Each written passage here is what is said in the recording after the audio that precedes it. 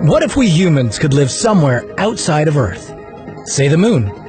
Obviously, we can't just pack our stuff and move there today, but what if we terraformed it, reshaped it into Earth's image? How long would it take us to turn our natural satellite into a habitable place? What would this Earth-Moon look like? Would this even be possible? This is What If, and here's what would happen if we terraformed the moon. Wondering why we chose the moon and not Mars? With water ice buried beneath its surface, the red planet seems to be the best candidate to serve as our second Earth. But with zero experience terraforming, we should consider colonizing our natural satellite first. It gets twice as much sunlight as Mars, and it's just a 3-day trip from us. In short, it would take us less time and money to construct a decent Earth on our moon. So, how exactly do we engineer a habitable planet? Just to be clear, we're not talking about building a permanent moon base. We'd go nuts and actually transform the moon into an Earth, just a smaller one. For starters, we'd need to build an atmosphere. And here's the fun part. To do that, we'd need to bombard our moon with 100 water ice comets, asteroids. We'd find them flying all around the Earth. These comets would crash into the moon's surface. They'd fill the moon's plains with water and disperse carbon dioxide along with water vapor and a little bit of ammonia and methane.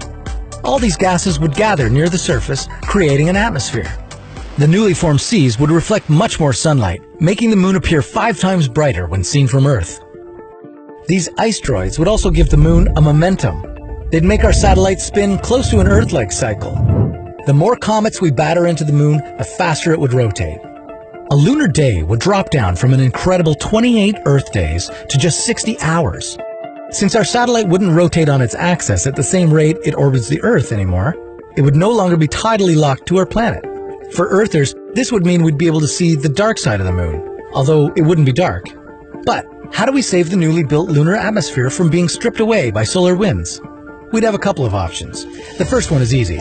Moon's own rotation would generate a dynamo effect. That dynamo could awaken the moon's once active magnetic field that would keep the atmosphere in place. If that doesn't work out, we'd have to place a gigantic shield in orbit. That shield would work as an artificial bow shock, making up for a missing magnetic field. When that's all sorted, we'd bring in genetically engineered plants, suitable for growing on the moon's stony ground. We'd also drop some algae that would release oxygen into the air. That would be the start of life on the moon. Finally, after many decades of hard and costly work, we'd send the first human colony to settle down on the first man-made planet. The terraformed moon would get very warm from greenhouse effects. It would be mostly cloudy too, and with tides as high as 20 meters, surfers might want to make the trip. Living on the moon would be just like living in Florida, but with 1/6 of the Earth's gravity. The moon settlers would be able to jump as high as 3 meters off the ground, remaining in the air for 4 seconds.